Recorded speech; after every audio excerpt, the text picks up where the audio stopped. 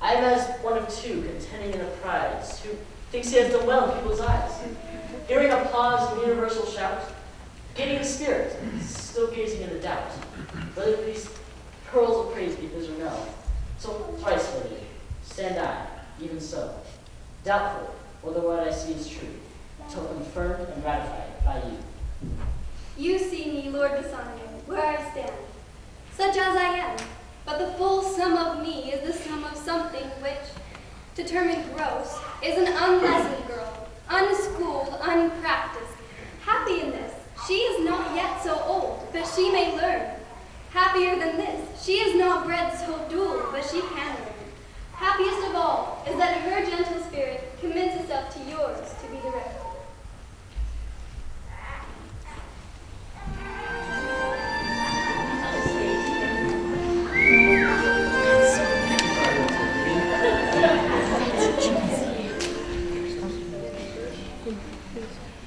This house, these servants, and this same myself are yours, my lord. I give them with this ring, which when you part from, lose, or give away, let it proceed to the ruin of your love, and be my vantage to exclaim on you. Madam, you have bereft me of all words. This ring parts from this finger, then parts life from hence. Oh, and be bold to say, Bassanio is dead. My lord and lady, it is now time to cry, good joy, my lord and lady. My lord Bassanio, and my gentle lady, I wish you all the joy that you can wish, for I'm sure you can wish none for me. I do beseech you, even at this time, that I may be married too. With all my heart, so thou can get a wife. You have got me one. My eyes, my lord, can look as swift as yours. While you saw the mistress, I beheld the maid. I got a promise of this fair one to have her love, provided your fortune achieved her mistress. Is this true, Marissa? Madam, it is. Sir, you stand pleased with all. And do you, Gratiano, mean good faith? Yes, faith, my lord. Well, then our feast shall be great and honored in your marriage.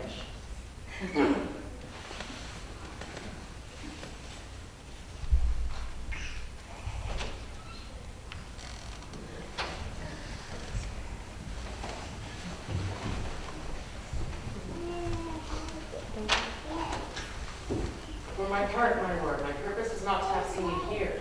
The meetings of Salario by the way. You didn't treat me past all, saying nay to come from the law.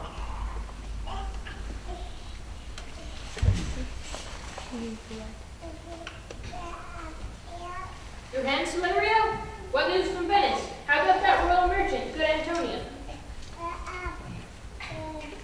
There are some shrewd contents in yon same paper that steal the color from Bassanio's cheek. What? Worse and worse, with leave, Bassanio, I am half yourself, and must therefore have the half of anything that this same paper doth bring me. Sweet lady, these are some of the most unpleasantest words ever blotted on paper. I should have told you I was worse than nothing. But is it true, Salario? Have all his ventures failed?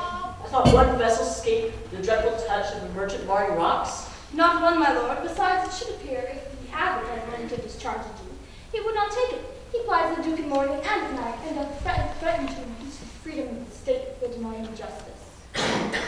When I was with him, I heard him swear to Tubal that he'd rather have Antonio's flesh than 20 times the value of the sum which he did owe him. Is it your dear friend that is thus in trouble? Yes, the dearest friend to me. What sum owes he the Jew? For me, 3,000 ducats. What? No more? Pay him 6,000 to deface the bond. First, go with me to church and call me wife, and then away to Venice and your friend. We shall have money to pay the puny debt 20 times over. But let me read the letter of your friend.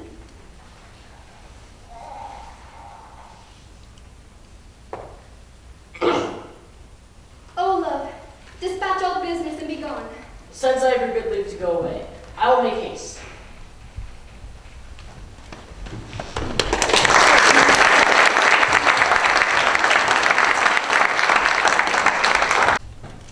Jailer, look to him. Tell me not of mercy. This is the fool that lent out money gratis.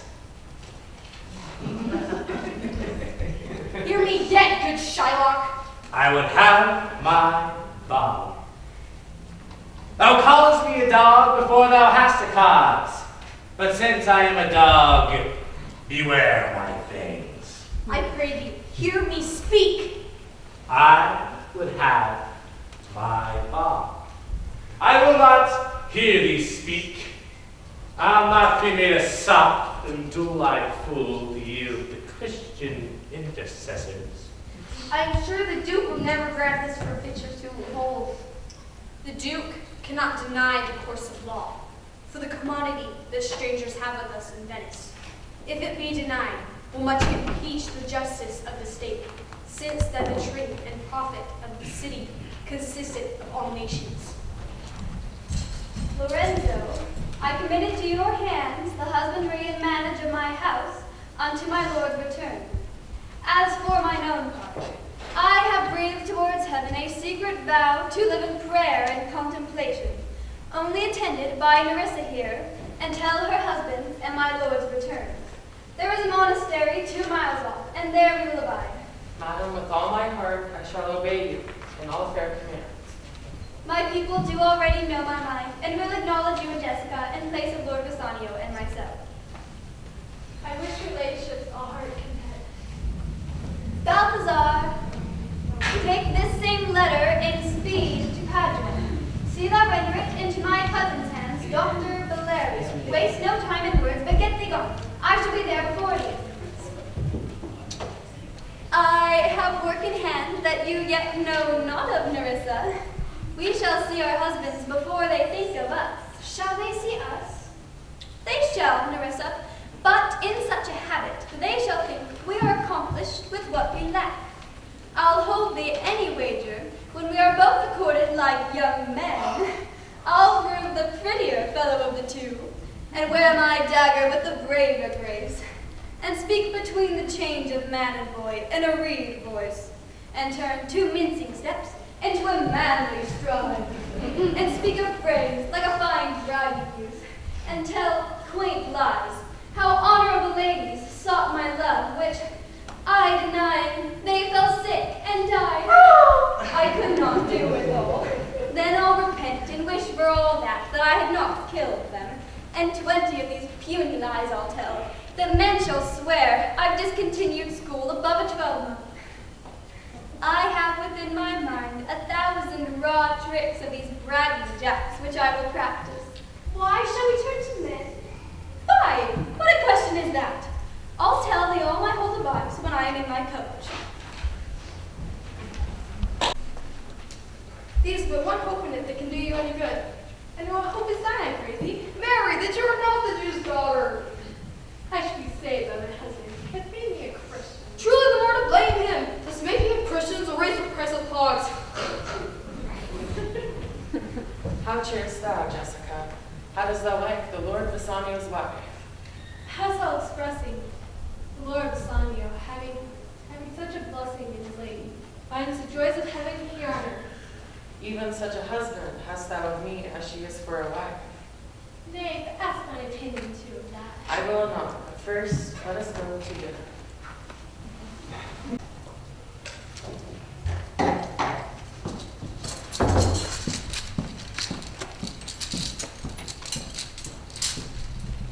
What, is Antonio here? Great, so please your grace. I'm sorry for thee. Thou art come to answer a stony adversary. Go on and call the Jew to court.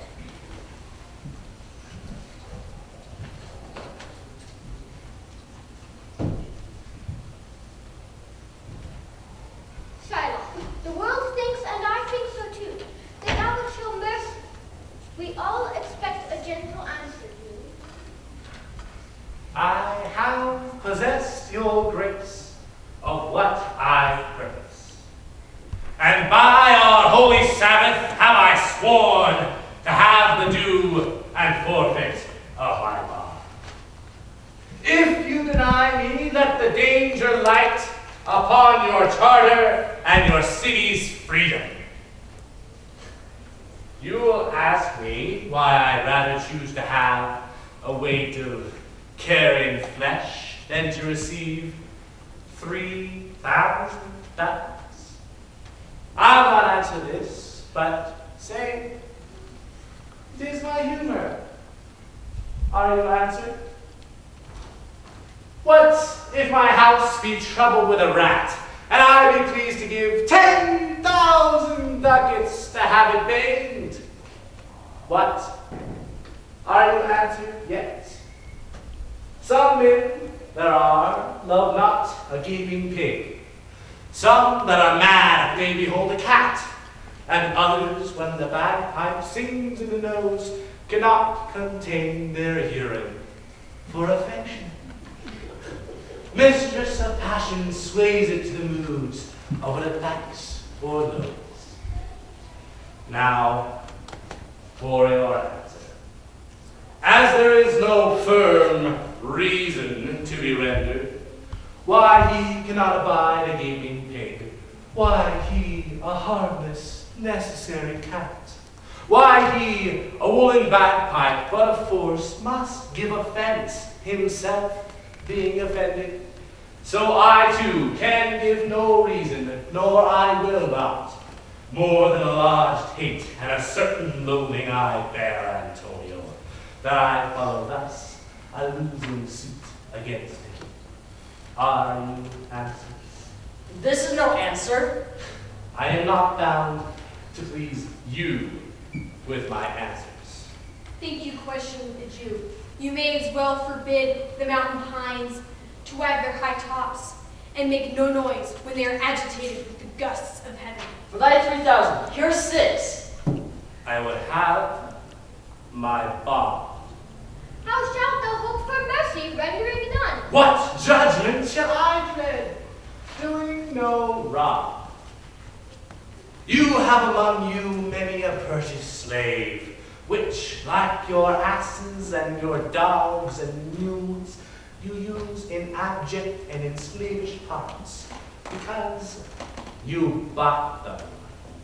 Shall I say to you, let them be free, marry them to your heirs? Why sweat they under burdens? Let their beds be made as soft as yours, and let their palates be seasoned with such viands.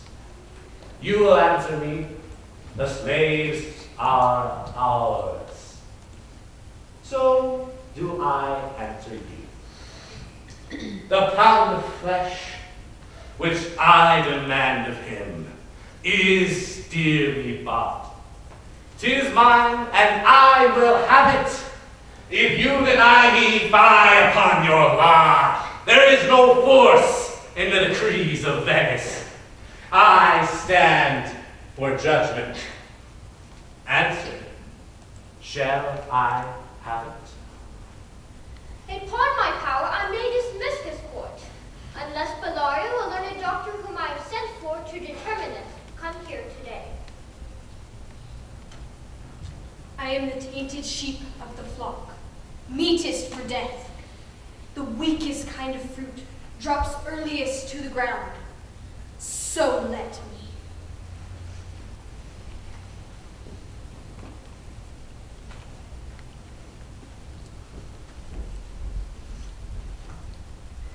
Come you from Padua, from Bellario?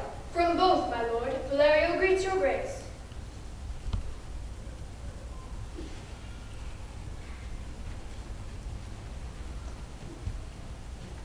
This letter doth commend a young and learned doctor to our court. Where is he? He attendeth here hard by to know your answer to Elio the Midden. With all my heart, go give him courteous conduct to this place.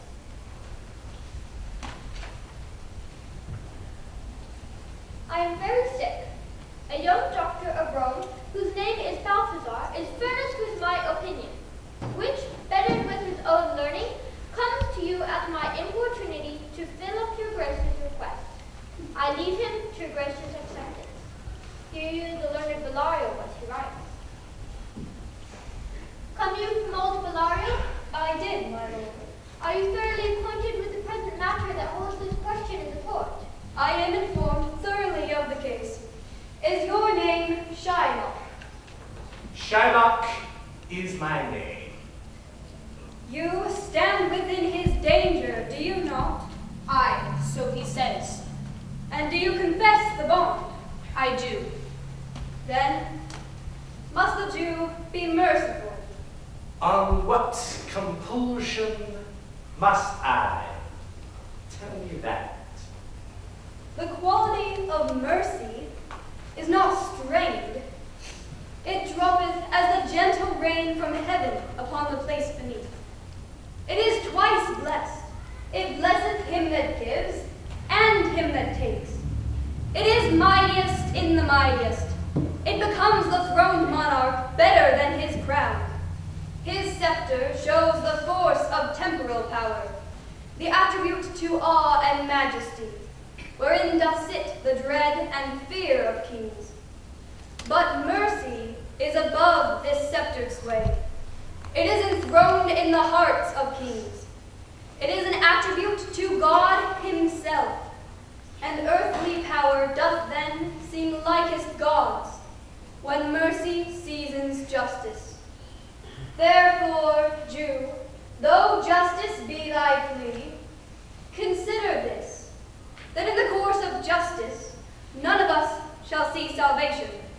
We do pray for mercy, and this same prayer doth teach us all to render the deeds of mercy. I have spoke thus much to mitigate the justice of thy plea, which if thou followest, this strict court of Venice must needs give sentence against the merchant there. I crave the law, the penalty and forfeit of my bond. Is he not able to discharge the money? Yea, here I tender for him in court, even twice the sum. Pray you, do a great right, and purge this cruel devil of his will. There is no power in Venice can alter a decree established. O wise young judge, how do I honor thee? I pray you, let me look upon the bond. Here it is, most reverend doctor. Here it is.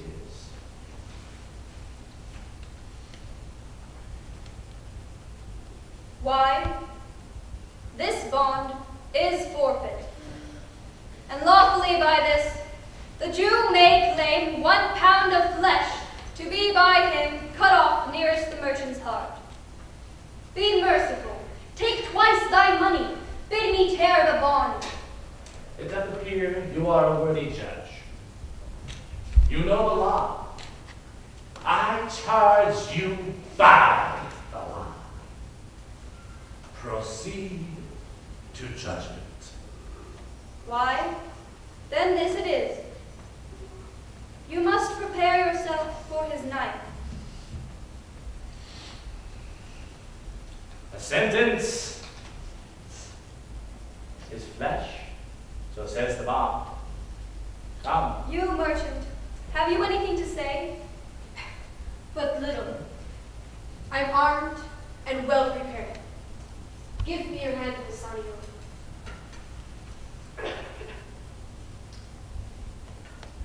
Fare ye well.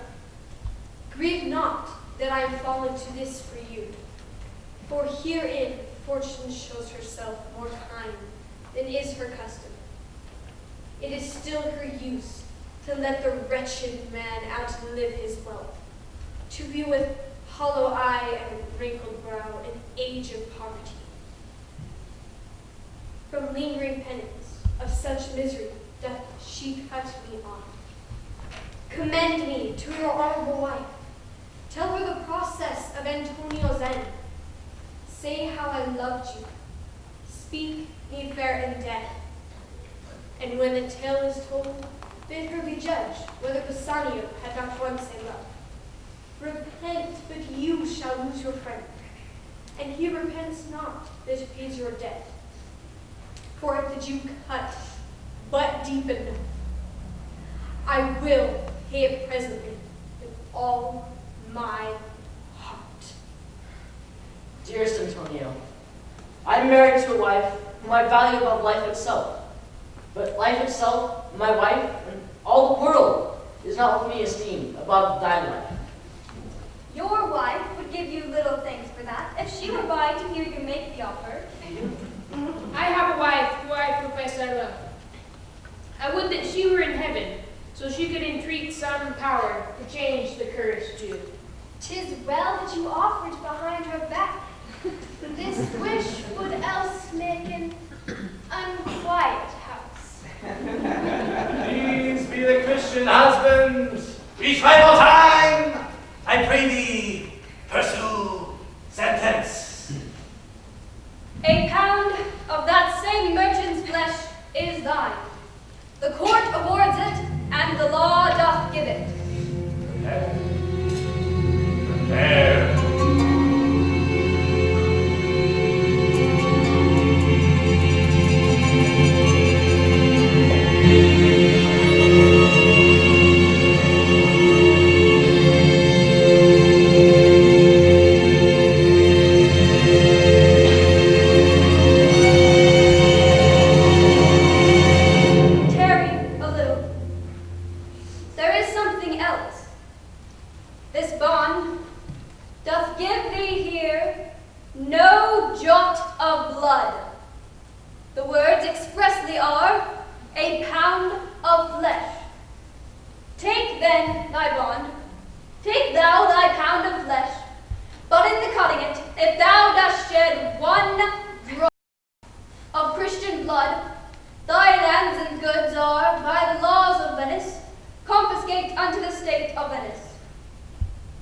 Is that the law?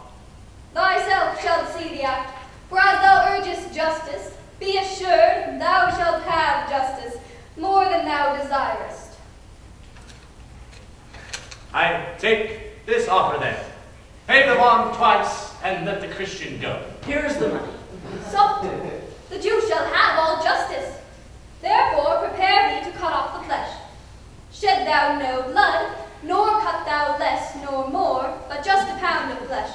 If thou cuttest more or less, thou diest, and thy goods are confiscate.